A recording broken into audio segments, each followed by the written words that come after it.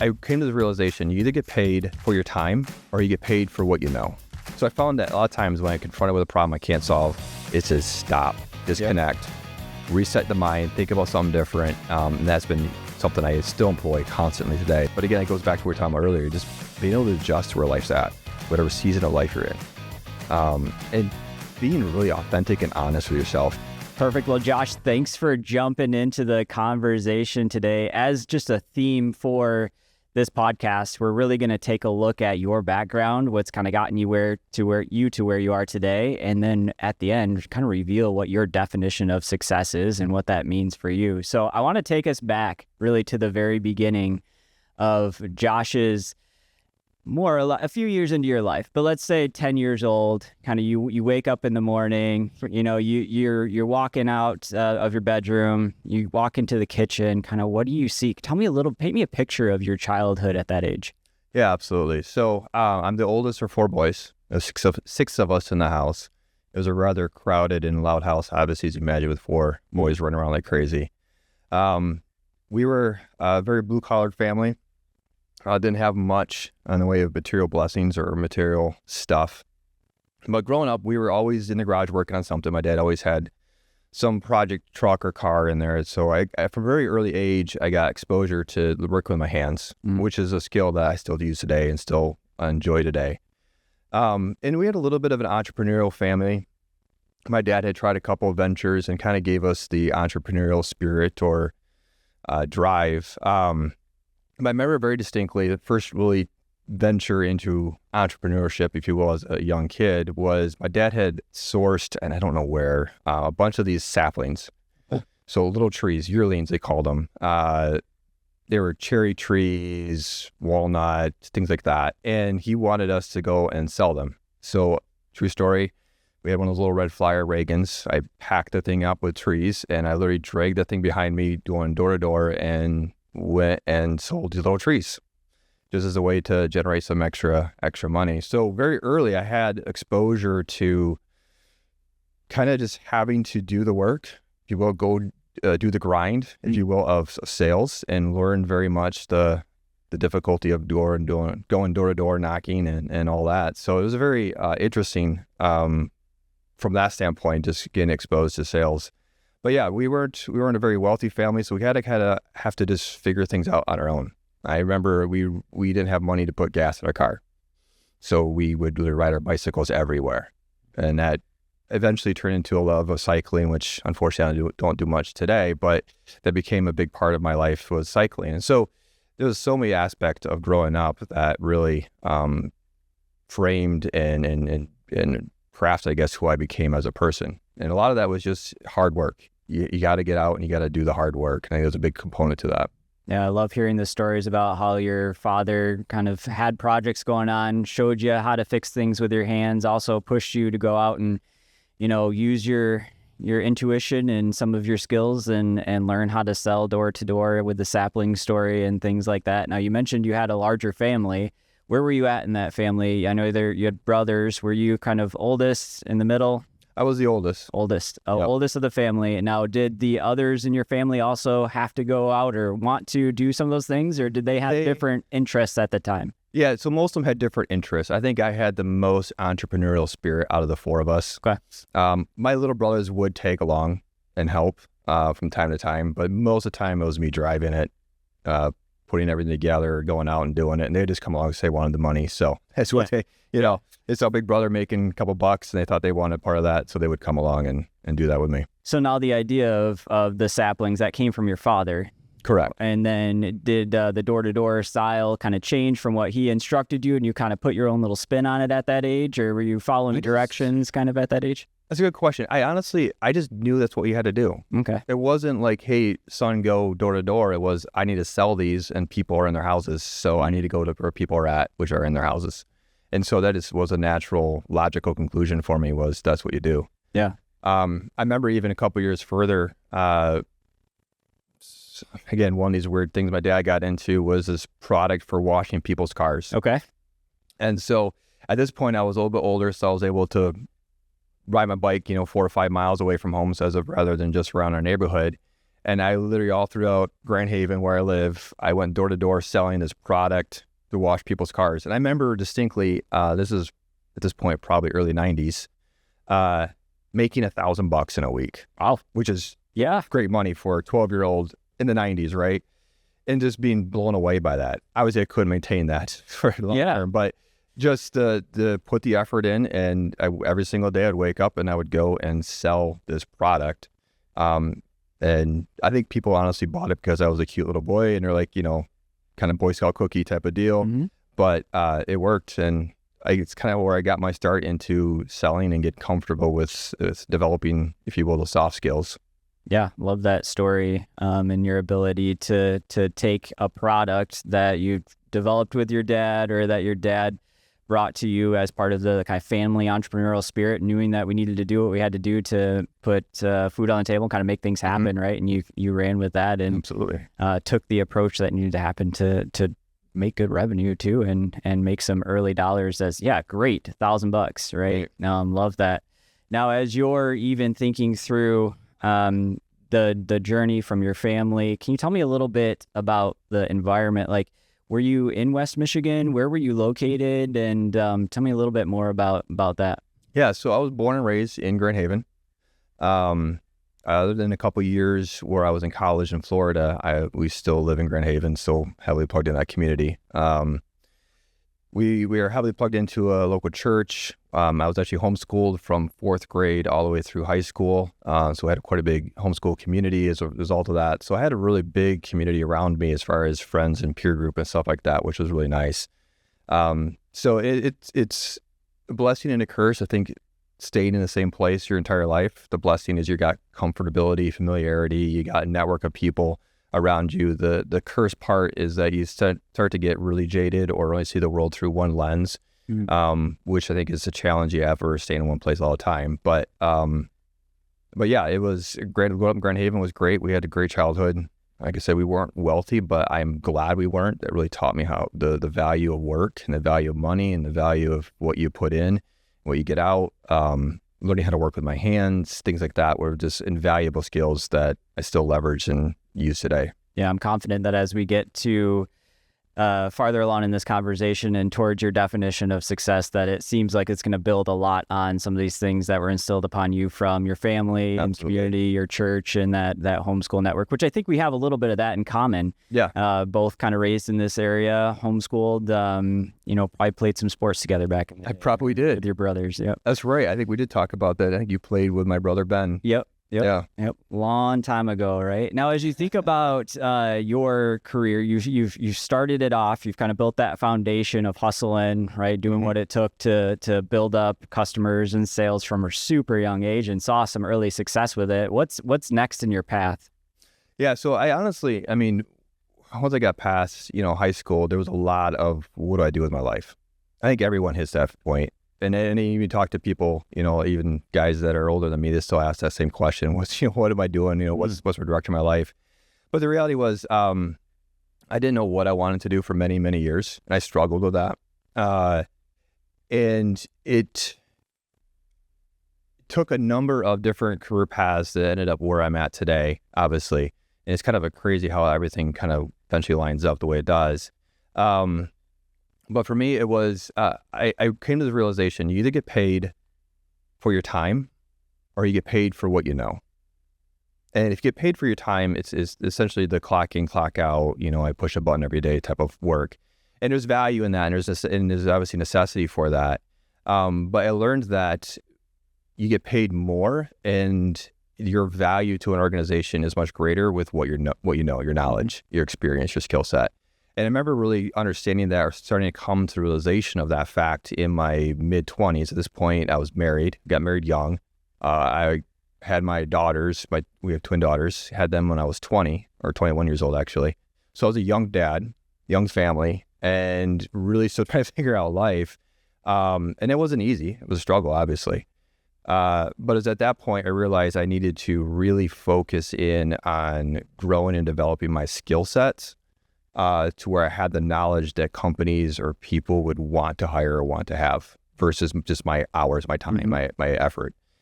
For me, that was a big transition for me when I started realizing that fact and what I did and how much time then I spent working on and developing my skill sets at that point changed, right? It's easy to go clock in, clock out, and at 5 o'clock, you're done with your job. But if you want to progress further, I realized I had to take those hours after 5 o'clock and invest in myself and learn from people and bring other older guys around me and learn from them and ask them questions. Right, that was a huge part of those years in the 20s. That became a major changing point as far as my trajectory in life and how I viewed work and my worth and my value and things like that all came and developed in the 20s when I was in my 20s. Yeah, definitely. And I've heard it said that you're compensated based on the value that you provide, right? And that is for obviously large businesses, but even especially in small businesses, the more value that you can provide into an organization, the more revenue that you're going to pull from that, as well as even on your own, the more value, the more knowledge that you have for a specific situation, the more that you're going to get paid for it. Absolutely. Now, you mentioned that you had kind of your 9 to 5 and then you would pour into and try and do some learning after hours type scenarios. What are some of the things that you would do? Is it kind of working with coaches? Is it more like just online trying to find different, Google searching, trying to find information on specific topics you were curious about? Like, how did you do that? So you gotta go back to that era, right? So internet wasn't readily available as it is today. Yep. I think I was one of the first people in my family, my entire family, to even have the internet, right? So there wasn't Google. You weren't asking AI? No, that's right. Yeah. There was no chat GPT or anything like that, right? So it really boiled down to, I started to see older men that acted a certain way, that were successful in certain areas of business, that intrigued me. And that's when I started to ask or started to reach out to these guys. And there wasn't official mentoring or coaching programs so much then as there are today. But I sought these guys out and I would just listen to them, ask questions, observe how they conducted themselves in life. And that became a major component of really, I guess, people's self-education and adjusting of who I was in my 20s and what I became in the 30s. A lot of self-realization and intentionality, at that phase. And it sounds like some of that might have come from you just connecting with someone that told you that, that value piece or that understanding of I have to know more. I have to be able to solve a bigger problem, than just trade in my time. But yeah, definitely can see that potentially if you're thinking of different trajectory or turning points in your life, that maybe that was a point that if you wouldn't have had that understanding in your 20s, that could have kept you on a certain path absolutely. Into the future. Absolutely.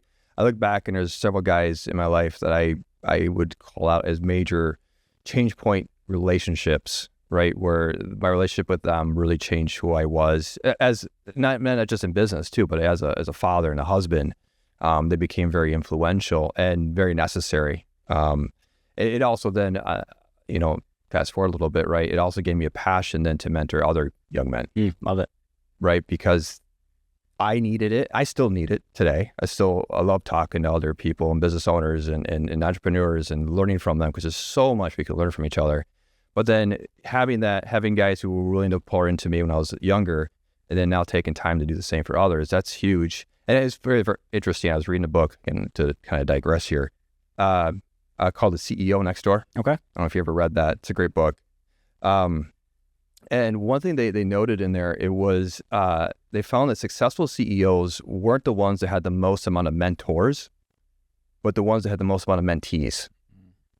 And so the very act of being poured into other people becomes very good in, I guess, refining yourself as well, which I thought was a very interesting perspective. Well, also it turns out that you'll do more for other people than you'll do for yourself, right? It's very true. It's like if you want to pour into those individuals, it's awesome to hear that you've had the opportunity to do mentoring and things like that, but you also then probably hold yourself to a higher standard because you're doing those things. You're like, hey, I want to show up for these kids in this way, these individuals in this way, which require me to be this type of person. I know I've noticed that in my own life too, just kind of some of those things where I might cut myself a little slack, but because I'm doing it for someone else, it's like, no. Like you got to show up a certain way because you're doing it for them.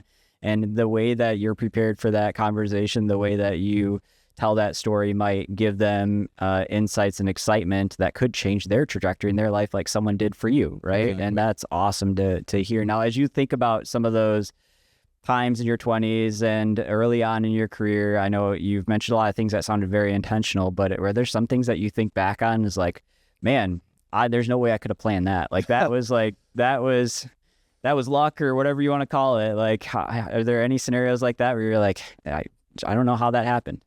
Yeah, I definitely, I think, so I'm starting through this phrase. Let me put together my thoughts on this, how I want to say this. Yeah, so my foray into real, true, I would say big boy professional sales was early on in my career. I was probably mid-20s at this point. I got a job just literally pulling wire cable for a company. Just I needed work. Like residential type stuff? No commercial. So it was for security. So we were pulling RG59, so coaxial cable for security cameras. Back when cameras still ran on coax rather than data cables. But things we got to cut out and remove now. Exactly. So thanks, Josh. I know. Yes, you're welcome. Tons of that. I was making $11 an hour. I have no idea how I supported the family doing that, but we did, right? Just through a set of circumstances, eventually what ended up happening was the guy who ran the division, so we were part of a bigger company, the security division. Guy who ran it was really running it into the ground. And I was asked, I don't know why, but I was asked to start reviewing some of our quotes and some of our projects we're doing. And so I sat down and really took apart everything we did. And at this point, I didn't even know what RFQ stood for or RFP or any of that stuff. I didn't know the process. So I had to learn all this stuff. Come to find out, we were losing money like crazy. Everything was quoted wrong, all this stuff. They ended up firing the guy and then giving me his position. Okay. So I went from being a tech, hard, making $11 an hour, pulling cable to now running this. It wasn't huge, but a couple $100,000 a year security division, and to see if we couldn't make a go of it. And that really became the catalyst to where I ended up today. And I would say that was luck, I use that term loosely. Just as I was in the right place at the right time and had the ability and skill set to be able to help out. And I worked with that company. We tried to get it off the ground and get it going for about a year. Sadly, the owners, the big corporation, said, no, we're just going to shut it down. They gave me another opportunity to work within the company in another position, but it would require them firing someone else because I was young and cheap and they were older and more expensive. And I don't want any part of that. So at that point, I was very intentional to say, I want to stay in this industry and I want to stay doing sales. And then I got a job with a company in Grand Rapids, which was a great organization. They're still around today. They do great work. Had great bosses, great owners. Some of the guys that mentored me, those guys came from that organization. Okay. Very, very wise guys that were very, very instrumental in my life. And so that led to where I'm at today, just through a bunch of different circumstances. But that was, if you'd say from a luck perspective, that was probably one of those weird little stories of someone said, hey, we need someone to pull cable. I took the job because I needed work. And it led into, within a year, me managing the company and then heading into management sales from that standpoint. So it was very interesting how that path took place. Yeah. And I mean, even though it maybe seemed like an undefined path when you started and you look back and you're like, wow, I couldn't have planned that any better. I think there's probably times when you could look back and say, like, it was because you showed up in a certain way with that attitude that you had of, hey, I need to provide more value. Yes. And then maybe they came back and said, okay, this individual really is looking at exceeding expectations. So let's see what he can do in this other role. Yeah. And I would agree that's actually very true. That job was the very first time I worked a single shift that exceeded 24 hours. Okay. And I did a couple of those. My longest was 32. And that's not 32 hours a week. That's 32 hours on the clock working. Again, because the previous manager would run these projects too tight and we had no choice but to work crazy hours, get them done on time and on budget and all that stuff. And so we just had to do the work. I remember distinctly the first time I worked more than 24 hours. We're talking old school tech here. So it was, I had to terminate 2 wires, a red wire and a black wire, to another red wire and a black wire. Okay. Simple. Yeah. Yep. I tried 3 times to terminate the black wire to the red wire, or the black wire to the black wire, and I kept mixing them, crossing them. And I'm like, how am I doing this? And I remember sitting there going, oh yeah, I'm tired. I've been working for 24 hours, been out for over 30. No wonder why I can't do this, right? But I did a lot of that. And I think that was, yes, to your question, I think that was very instrumental in the leadership saying, all right, he's got the tenacity, we don't ever have to beg him to work. He's going to do what needs to be done to get the job done. And that, I think, really was a catalyst to them relying on me and putting me in a position of leadership very, very early in my career. I can imagine that as you're going through in some of those different positions and in some of those different career paths that you're on, that you maybe didn't feel super excited or passionate about doing a 36-hour shift. It's 24 hours at a time. So I kind of get into next. Well, how is, like, over the years, how has your ability to take some of those situations and just like change your mindset kind of changed, and how have you been able to just leverage your ability to do that? Yeah, that's a good question. So I'll give you a story, and I think I can back to answer your question through the story. So I remember I was working on a project, different company at this point, but I was up in the UP working on a security upgrade for a jail. And part of the project is we had to retrofit a bunch of these old steel doors, which I won't get into technical stuff, but the steel doors in jails are they're hardened steel. They're very difficult to work with. It's a very specialized technology in there. And I was working on it, and we had to custom fabricate things on the site, which I wasn't planning to do. And I remember just sitting there, and at one point, one of my guys screwed up one of the doors, and the door shut, it latched. We had no way of unlocking it, and there was like 50 inmates locked behind this door. We had no way to get them out. So if there was a fire, right, or something like that, like, they're stuck. And this freaked me out. I was terrified. I grabbed the grinders, started really grinding off hinges, like, this door's got to be open now because this is all on us. And just the stress and the pressure of that, and it was along with a couple other projects at that time, I had to learn to calm my mind. I had to learn that at night when I slept, I had to sleep. And I had to find ways, tricks to really cause myself to disconnect from the project, so I would have the rest, have the energy for the next day, and not stress about it. And realize and remind myself that at some point the job will be done. We will get it finished, and we always do, and we always did. And having to remind myself, that was very instrumental, I think, learning that skill set, that mental skill set, into helping manage stress, manage high pressure. I think it became very, very instrumental in my life, because that's something to eat you up, obviously. Because there were days that I knew that the job wasn't going to get done unless I did it. And that's a lot of pressure, realizing you have all this stuff on your to-do list, and you got to get this done. But learning how to mentally shut that off, especially at night, disconnect it, try to be present with my wife and my kids, which is not easy to do. And no trick I always did to make myself fall asleep is I would literally imagine myself putting together and taking apart cars. Okay. And that was the mental things I would do to relax my mind, to not obsess about work.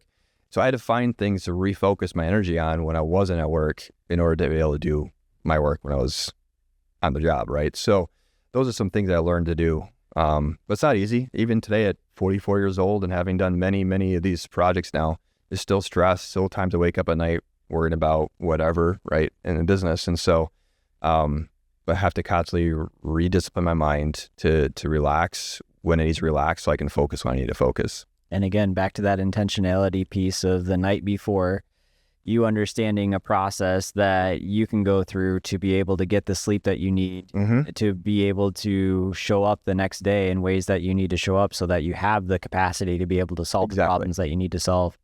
A lot of times, even if I think through my past and my history with building businesses and different things, I have learned similar lessons, but at the time it's like, no, I need to sit down, I need to grind this out, I need to make this happen tonight. But then those times when you're like, I'm actually going to set this down, I'm going to get a good night's sleep, I'm going to wake up tomorrow, with intentionality with the next steps, and then the problem just becomes solved. It does. It's like, wow, how did that happen? Oh, it was because I was intentional with getting the rest I needed to make this happen. Absolutely. I mean, I remember, and I still now do this today often, being confronted with a problem I couldn't find a solution to. Technical, or most of the time was technical, right? So I run this technical roadblock, and I can't solve it. And I learned at that point, stop, go home, go back to the hotel from on the road, right? just be done and sleep. And every single time I'd wake up in the middle of the night, go, oh, that's the answer. Solved it. The next day I can roll out the solve. I found going to the gym has been the same thing. If I run into a problem or something I just can't figure out, usually for me, the gym is more creative stuff. So if I'm running a creative block for whatever reason and I got to figure something out, go work out. Again, usually I put on some classical music, which I know is kind of weird to listen to classical music while you're in the gym, but I like calming music for my mind. And usually about halfway through the workout, I'll have a solution to whatever problem I'm trying to wrestle with. So I found that a lot of times when I'm confronted with a problem I can't solve, it says stop, disconnect, reset the mind, think about something different. And that's been something I still employ constantly today is that methodology. When did you start getting into the workout routine and realize that the workout really impacts your thought process and your ability to solve problems? I've always been active. Yeah. Like I mentioned earlier, I used to cycle a lot. Growing up, we used to do century rides every weekend. So 100-mile bike ride on Saturdays. So it was a big deal for us. So it was always very, very active. As I got older, I mean, when you're younger, you work out for vanity's sake, right? You want big muscles or you want to look a certain way or whatever, right? So, or lift certain weights. And so it's very vanity. But as I got older, I realized how valuable working out and being active was for my mental health. And now I do CrossFit now, right? So it's more functional health. So it's all about how can I still be moving around well when I'm in my 70s is what I think about. But it's still such a massive mental reset for me. Again, even if I'm not stressed and things are going well, it's just good to get out. And I find that is just a good part of helping me wrestle with life and really combat the mental struggles we all have. 100%. And then you're also showing examples to your family and to your kids and those that you're mentoring to how some of those healthy habits have impacted you, so that then they can potentially see a mirror or look into the mirror into the future and say, hey, because Josh went through and found this healthy habit, I could also take this on and, make some changes in my life, and which leads to other, functions of life, whether it's working out, but also just the way you eat. The way you take care of your body has massive impacts on your ability to solve problems the next days and into the future too. Now, I know that we talked about where you're raised, kind of your family a little bit, and some of the things were very intentional that happened in your life, but some of it, you did mention was like, maybe this is something I'm just not sure how it happened or through luck or whatever. How has faith played a part in your past and your history and your future? Has it or not? Yeah, I would say faith plays the biggest single role in everything, without question. I'm a firm believer that there's nothing happens by chance. I do say success in business is based on luck, but I define the word luck as being in the right place at the right time with the ability to execute on an opportunity, right? So luck is not random chance, at least in my definition, how I use it. But yeah, I believe faith is a huge component to that. I know my faith has helped a lot. So anyone that gets into sales, especially younger people, right? There's that constant struggle of, I land a big deal, I get a big commission check, ooh, life's great. And then I go 6 months with nothing, right? So you got this ups and downs, this emotional roller coaster, which is a very difficult thing that I think every young salesperson, everyone in business has to learn to overcome. And the faith component helps anchor you through the lows and anchor you through the highs. You realize, at least for me, I realized that my success, sure, I put effort, energy into it, sure. But it's that the drive within me comes from something deeper. I'm not motivated by money. Honestly, I'm not, right? I'm not motivated by promotions. There was a point in my life I was, but as I've gotten older, I realized all this stuff is fake and superficial, and money, you make it, you lose it. It comes and goes constantly, right? So motivations change, but a big part of all that has been my faith, has been a huge anchoring component. Seeing how God does work in every aspect and orchestrating from me getting that job, making $11 an hour, pulling wire, and how that set me on a trajectory that ended me up today, 20 years later, where I'm at. So faith is a huge part of everything, professionally and personally, big component of my life. And assuming here, but it's probably easier sometimes to kind of look back and say those types of things when in the moment it's pretty difficult, right? In the moment when you are pulling the wire and you're doing the 36-hour shift, it's kind of like it's a little bit more of a mindset game, you feel like at that time. Or has this always been something that's been clear to you? I would say my faith has always been clear, but when you're young, especially when you're younger, but it happens every part of life. It's easy after something happens to look back and have that 20/20 hindsight, right? So yes, this is how God worked to orchestrate things. When you're in the middle of it, it's difficult.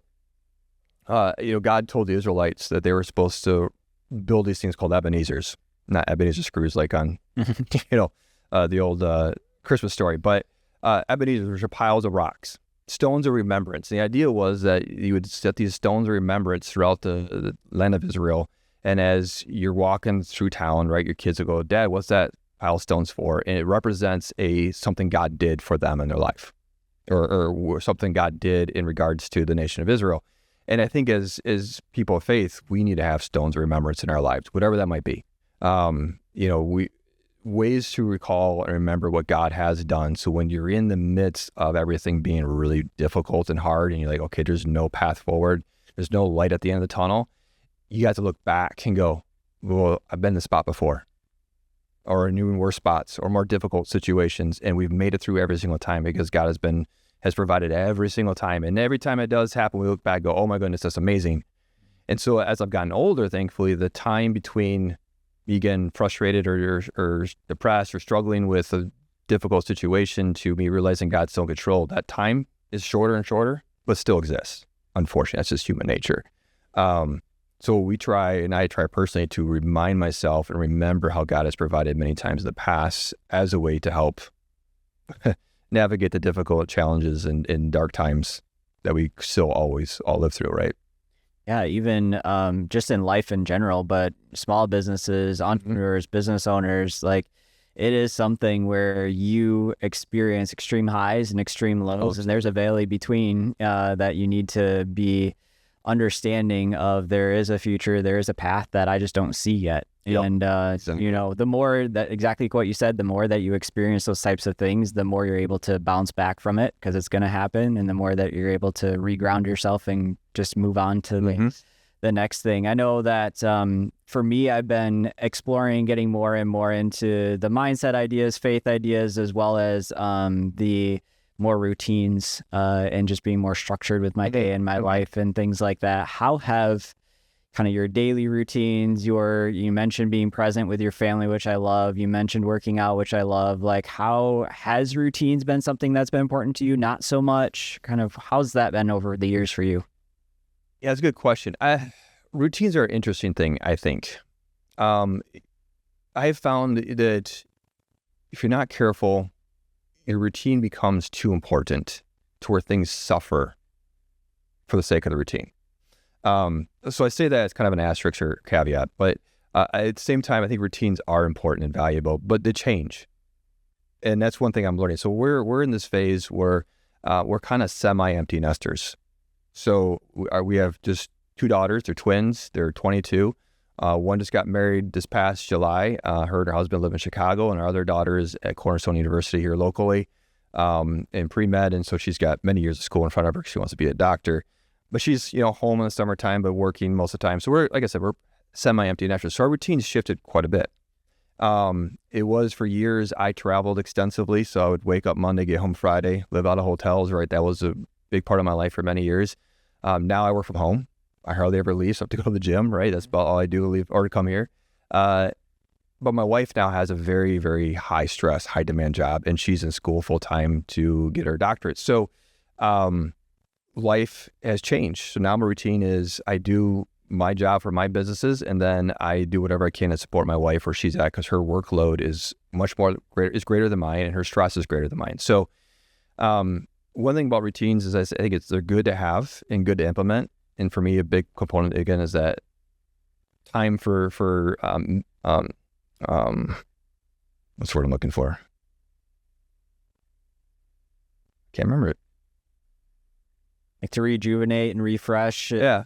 Meditate. There's the word I'm looking for. Let's throw them. All right. Yeah. And so you just, set aside time to meditate, time for my health. But a big part of my routine now is just how do I support my wife where she's at? And how do I craft my businesses so that I have the ability to do that? And that's where we're at today. And I know in 2 years that's going to change, and my routine will change with that.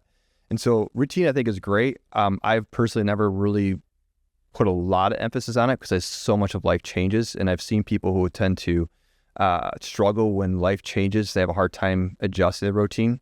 And so at least personally, that's kind of how I've approached it is I establish one for the chapter of life we're at, and then it adjusts as we need to. And understanding, the word that comes to mind when you're talking through that is seasons. Yeah. The idea that there's different phases in life, there's different seasons. When your kids are young, your routine might look a certain way. Right now I've got a 7 and 3-year-old. My routine looks a little bit different than yours, Yep. At the phase that you're in. And just understanding that that's okay, right? Mm-hmm. It's okay that, this season that I'm in, that I'm spending an hour every night putting the kids to bed and things like that. And then enjoy those times. I miss those times. I love the fact that my kids are independent and they're doing their thing and they're thriving. And as a dad, right, it just makes you super proud. But my goodness, I miss the days tucking them in. We call it tuck in. And you tuck them in and give them a good night kiss, pray with them, right? I miss that stuff. We did it. My daughter got married in July. So the night before her wedding, we were all, just the 4 of us in our house. We had guests everywhere, but we wanted our own family time. And we all tucked her in like we used to. And we all bawling like crazy, right? Those moments, enjoy them because they go away. They're wonderful, sweet memories, but they do go away. And that's the reality of life. So revel in it. That's my challenge to any young professional parent. Revel time with your kids. I mean, all the old guys when I was growing up, all the guys mentoring me would always say, don't waste this time, don't waste this time. And you're in the middle of it, right? I got 2 diapers to change. I got a kid who's cranky. I got someone's homesick, right? You're in the middle of it and you don't think about it because you're just trying to keep the household going. But try to take time to pause and go and enjoy and reflect on those moments because they do go away. Yeah, thanks for that reminder. I think a lot of people listening probably needed that reminder, just like I did. This morning, I definitely had one of those mornings with my 3-year-old. And it was one of those times when you picked out this shirt, you picked out these pants, also the 3 before that you picked out, and now we're late. So let's get moving. Yep. And it's a really good reminder just to understand it's a season. It is. And people say it, but, we're just going to keep beating that drum because it is hard in the moment to remember to take the time. And be present in that moment and know that it'll change and that season will change. And it's okay in some scenarios too to be focused on family in that phase, or maybe your business is, and so priorities shift a little bit too with different phases and different seasons. Have you noticed that throughout your life? Maybe describe some of those different shifts with seasons and how that changed your priorities. And understanding, I'm not there are some times when I describe priorities, I always say, hey, look at my calendar. These are my priorities, right? Mm-hmm. And at the end of the day, obviously family, faith, those are really important things, but there's times when my calendar doesn't always reflect that. And when at certain phases of business or other things, so I have to recenter it depending on what season I'm in, but not feeling guilty in some scenarios when I'm in a season of building this and we've all come into agreement this is what needs to happen, so my calendar might not reflect my priorities right now, but it's the season. Can you describe sometimes in your life when maybe you've gone through similar things? Or for sure. I'll actually tell you the negative side of that. There was a period in my life where I was traveling extensively for work, climbing the corporate ladder. I worked for this organization. I think the entire organization was full of type A people, so it was a very aggressive company. We were very successful. Obviously, I think because of the people and the makeup of the people in the group, we were very, very successful, but it was long hours, constantly away from home. Like I said, I'd wake up Monday, get home Friday. It was a very consistent team. I mean, I would half the time I'd wake up in hotels and have no idea where I was at, just because it was constantly a different hotel. I'd always go to the front desk at what time zone I was in because it was just, I couldn't remember. In that period, I focused almost exclusively on my career, sadly, to my shame, and nearly destroyed my family as a result. My kids started to pull away from us heavily. Well, my wife and I would say we had a great relationship at that point. As we look back, we realized we didn't. We functioned. We were essentially 2 people living in the same house, running a business of a house. She was doing her job. I was doing my job. I was gone. And then I'd come home, which would always disrupt everything because they'd put a routine in place, and I would come home and want to do my own thing. And at that point, God came in a very real and very powerful way rocked my world and opened my eyes and made me realize that I was doing everything all wrong. And by his grace alone, I was able to change, make adjustments, and restore our family through that. It took a couple of years, but I remember distinctly my daughter saying, after going through all this, she goes, I think I have my dad back now, which rocked me pretty hard, obviously. But there was definitely a point where my career was too big, and me building my career and what I wanted to do and getting my title and my income to a certain point, all that stuff was the only priority, and my family took a back burner. Sadly, I had to go through that. And I think, unfortunately, most of us have to go through some kind of crisis like that in order to learn. I think the reality of life is that we have to fail. Failure is the biggest, teacher more than anything else, right? So, but thankfully, I was able to learn that, and our family has been restored, and we have a wonderful relationship now. But that was a challenging, difficult time to go through that and make those adjustments of priorities and what was important. Right now, my wife has the time to focus on her career, which is great. She's been wanting to for years. And so now my priority is supporting her. I have my businesses, which allow me the flexibility and the freedom to support her in ways which I wouldn't have been able to, 10 years ago. So, so much has definitely changed in that regard. But again, it goes back to what we were talking about earlier, just being able to adjust to where life's at, whatever season of life you're in. And being really authentic and honest with yourself, taking time to stop, and ask yourself, is my career, is my job, my company's too important, and my family suffering? Now, granted, I'd say that also with an asterisk or a caveat, because I think bringing your children along with you in your journey and being very real and honest with them is very good for them to see that.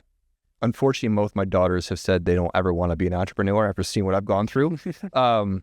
But they have learned the art of working hard and taking initiative. And they both, in their day jobs now and their careers now, they've learned the art of, I'm more than just simply someone clocking in and clocking out. I'm going to learn my trade, learn my skill. I'm going to be better, and I'm going to learn other skills and other trades that add value to my organization. And they have both adopted and embraced that mentality. And that's come from, I think, honestly, from me and my wife, who are both very hardworking people and very active in our professions, learning that, seeing that. But it took us being intentional with them and being open and transparent with our struggles and telling them, hey, we've had bad days, I'm dealing with this situation at work, with this bad coworker or this bad project, and letting them see how we wrestle and deal with it has been, I think, very good for them to see that. So kind of a long way to answer your question, but that's kind of what I've learned through all that process. Yeah. And thanks for sharing that story, and even how different seasons have turned, having experienced those different seasons, they turned you into the person that you needed to become to experience and to be able to handle the seasons behind it. Right. So some of the struggles and things that happen early on in our life, or, even midway through our life, they're probably happening for a reason. And then the next season comes along and the next challenge comes along, and it's like, no, I know how to handle that because I experienced that a few years back and years out. But not only that, you're becoming the type of person that then can show your kids how to handle those types of seasons too, and instill that back into them. So thanks for sharing that again. We talked a little bit about routines. We talked a little bit about seasons. We've talked through some of your story throughout the years. I know this is a little bit different of a twist on routines, but how has your habits or things that are like non-negotiables for you? It's like, these are things that are true to my core. These are things that, I've learned over the years that I need to be doing each day or each week or each year, whether that's with your family, with your wife, or in your daily work, or just personal health habits. What are some of those habits for you? Yeah. So we talked a little bit about the gym. I've come to the conclusion that that's a non-negotiable. I feel better physically, mentally, spiritually. Like I said, like I work out. I'm very fortunate. I work out at a CrossFit gym, so on weekends the gym is completely empty, so it's just me, which is nice. So again, I don't put on typically hard music. It's classical or soft music, which seems like a contrary to what you'd work out to. But the idea is I want to reset my mind while I work on my body, and that's been very, very important.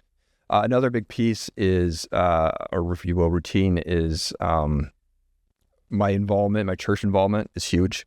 That's, again, non-negotiable. So very active, very involved on Sundays with my local church, local body of believers. And that's huge, because when you have bad days, which you do, bad weeks, bad months, to have that group of friends around you, that peer group, that you can be really honest with, is so valuable.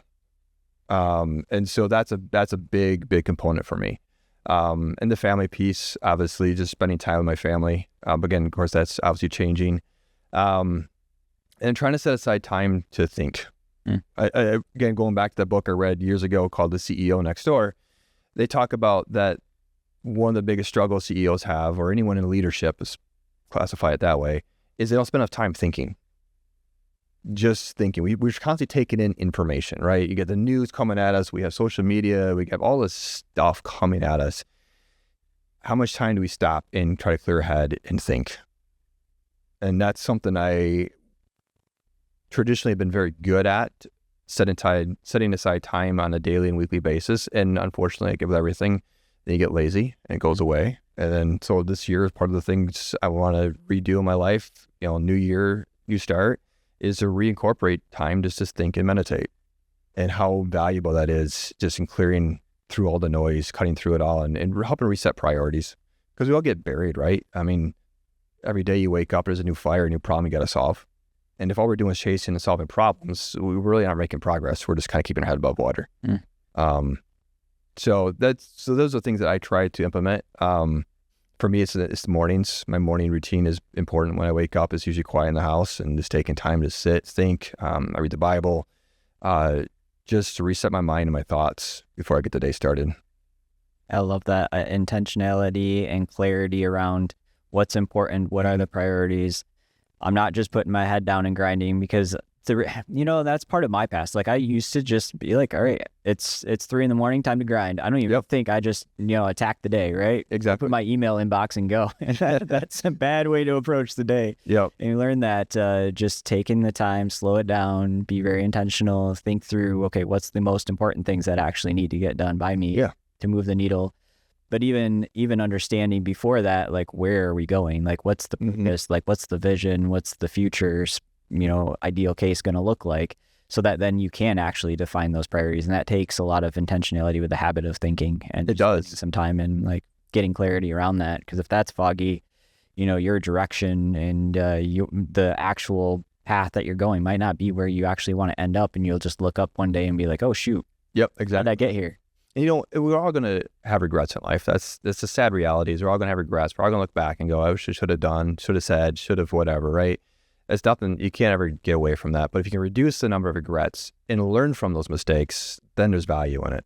And that time to think is part of that. I used to journal. That was a big part. I love the journal, and that was a big way to think. For me, was I literally would write down a thought or an idea that was just in my head I couldn't shake or was just rolling around, and then just think about it, meditate on it for a while. That really helps with the adjustment of priorities and direction. It helps with responding well to people at 3 o'clock in the morning when you get that email or text message or whatever you have to respond to. You tend to respond a little more grace if you have time to spend some time and help, if you will, investing in yourself. That definitely helps.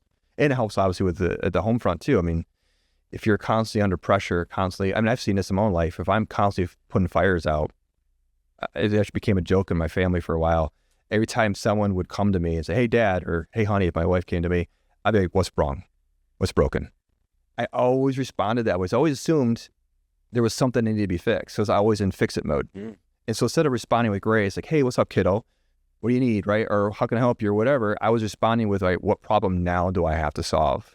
And it turned my family into thinking that they were the problem, right? So taking time to work through this stuff and being very honest with myself greatly reduced me responding to my family that way, because I was realizing I was just carrying my stress from work into my family, and I needed to stop doing that. I'm sure there's a lot of people that can relate to that, because I know that I can, definitely, and having to learn that. Now, as you even think back over the years, you're young, you've got your radio flyer, you're slinging saplings, you're moving wire, a little bit older in your life.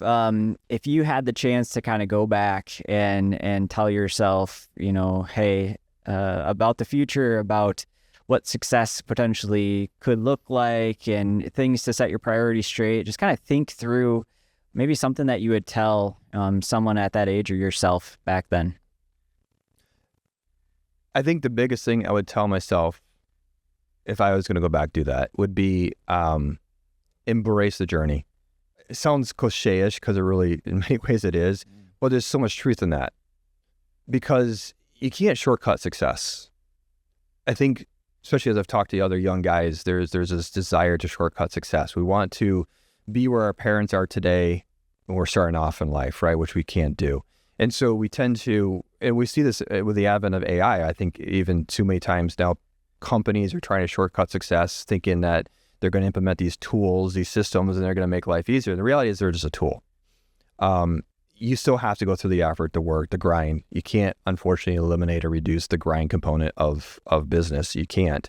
But I would tell myself to embrace where you're at, and just, you can't shortcut success. So learn what you got to learn, embrace the journey. And it sounds cliche-ish, but it really is such a big truth that young people, and even me when I was younger, and even me today, still struggle with. I want things fast, I want things now, and I realize, no, it takes time. You gotta, like we were talking about earlier, right, about building our LinkedIn presence and social media presence. It takes time. You just can't post something on LinkedIn and go click, and now it went viral. It doesn't work. You're gonna get 2 views one day and 10 views the next day, but if you do it consistently over time, there's gonna be value out of that. And I think that's what I would have told myself. Just trust the journey. It's going to work out. It really does. If you just consistently pushing forward, it will. There's things to learn, and you have to learn those things.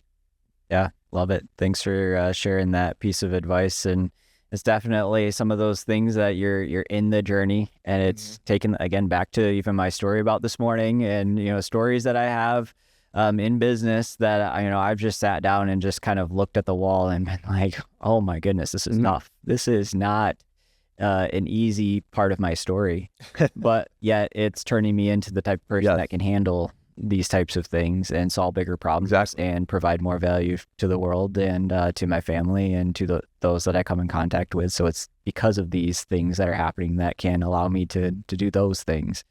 And appreciate that advice to those that are going through some of those struggles right now, and some of those that are just starting off their journeys towards their definition of success, which gets me kind of to the last question that I really want to ask you today, Josh. And it's kind of built up to this. I tell a little bit of your story, but really, what is your definition of success?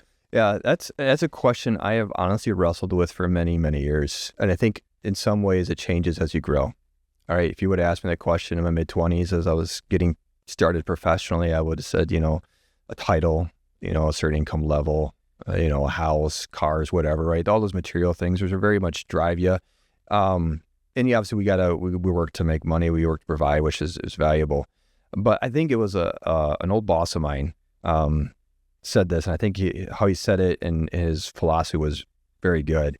He said, you can't take anything with you, as we know, but the one thing you can take with you is the impact you made on other people. And so now, as I'm at this point in my life, as I look and define success, I define success as what kind of impact, am I making an impact on people's lives? So whether it's my clients, am I helping them build and grow their business? Am I bringing value to them? Am I impacting them? Whether it's being a husband or a father or a friend or a mentor or even a mentee, right? No matter what role I'm playing, am I making an impact and leaving, if you will, a positive impact on people's lives? That is what I now value as success. Money comes and goes. Titles are handed out like candy, right? So none of that stuff today brings the value or the worth that I once held or once thought it did. And it's realizing what I do for people and the impact that I leave and the impact on people's lives. That's what now I classify as success. Awesome. I love it. Thanks for sharing, Josh, and thanks for getting together and having this conversation today. I really appreciate your time and coming out. I appreciate it. Thanks for inviting me. This is great.